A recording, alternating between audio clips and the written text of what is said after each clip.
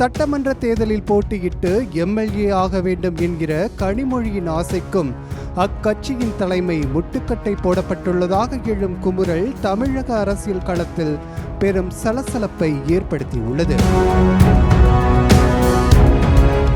அப்போதே தமிழகத்தில் Kanimozhi power politics செய்கிறார் என்ற எண்ணம் மேலிடத்திற்கு வந்துவிட்டது.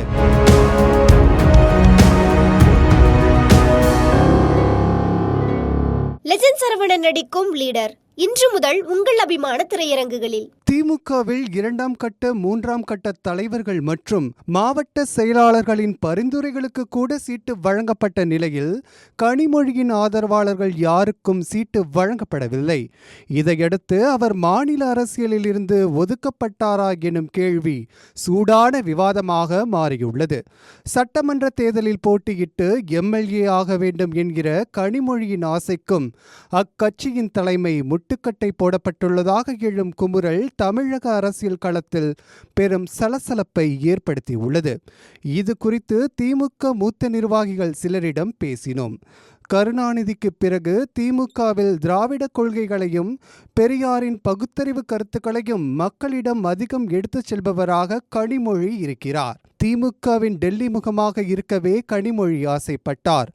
அதே நேரத்தில் மேல் சபை உறுப்பினராக பதவி வகிக்க விரும்பாத அவர் மக்களை சந்தித்து மக்கள் பிரதிநிதியாகத்தான் நாடாளுமன்றம் செல்ல விரும்பினார். அதற்காக அவர் தேர்ந்தெடுத்ததுதான் தூத்துக்குடி நாடாளுமன்ற தொகுதி. அங்கு அடுத்தடுத்து போட்டியிட்டு இருமுறையும் வெற்றி பெற்றார். கலைஞரின் வாரிசு என்ற அடையாளம் மூலம் திமுக கூட்டணி கட்சிகளின் டெல்லி தலைவர்களுடன் அவர் நெருக்கமான உறவை வைத்திருக்கிறார். பாஜக தலைவர்களுடனும் நட்பு பாராட்டுகிறார். எந்த காரியத்தையும் டெல்லியில் அவரால் சாதிக்க முடியும் என்கிற தலைமை பண்பை வளர்த்து கொண்டார். இந்த நிலையில் சட்டமன்ற தேர்தலில் போட்டியிட்டு தமிழக அமைச்சர் ஆகலாமா என்கிற எண்ணமும் அவருக்கு ஏற்பட்டது.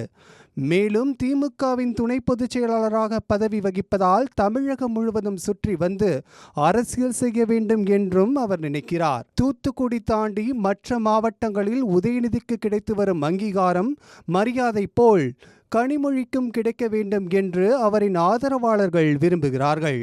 அதனால்தான் வருகிற சட்டமன்ற தேர்தலில் அவள் போட்டியிட வேண்டும் என்று அவரின் ஆதரவாளர்கள் வலியுறுத்தினார்கள். கனிமொழி திருச்செந்தூரில் போட்டியிட வேண்டும் என்று விருப்ப மனுக்கள் கூட வாங்கப்பட்டன.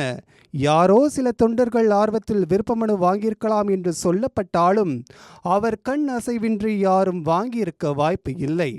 செய்தியாளர்கள் ஒருமுறை சட்டமன்ற தேர்தலில் போட்டியிடுகிறீர்களா என்று கேட்டபோது கூட அவர் எந்த பதிலும் சொல்லாமல் அமைதி காத்தார்.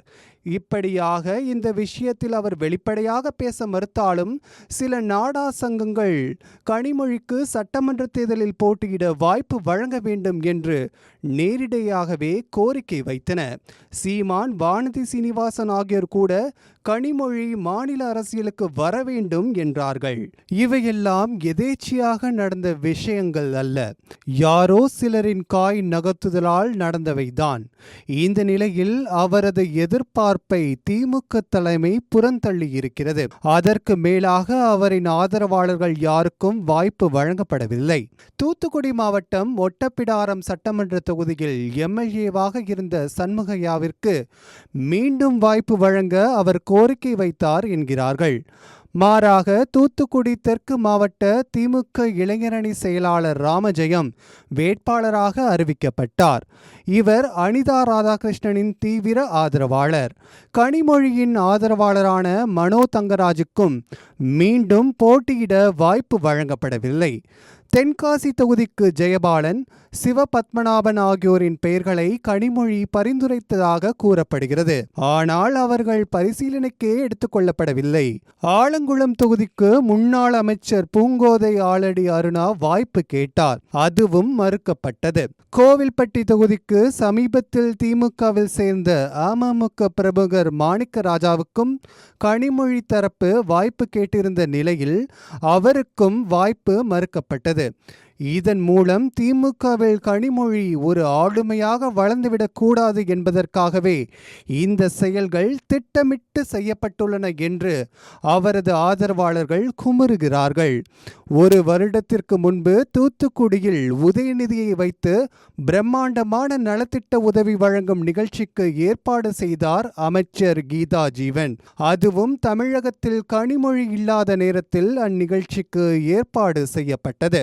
உடனே அந்த பிரச்சனையை முன்கூட்டியே முதல்வர் கவனத்திற்கு கொண்டு சென்று அந்த நிகழ்ச்சியை நடத்த விடாமல் செய்துவிட்டார் கனிமொழி. அப்போதே தமிழகத்தில் கனிமொழி பவர் பாலிடிக்ஸ் செய்கிறார் என்ற எண்ணம் மேலிடத்திற்கு வந்துவிட்டது. இவ்வாறாக மாநில அரசியலில் கனிமொழி வளர்வது சிலருக்கு பிடிக்கவில்லை. எனவேதான் அவருக்கும் அவரின் ஆதரவாளர்களுக்கும் வாய்ப்பு மறுக்கப்பட்டுள்ளது என்றார்கள்.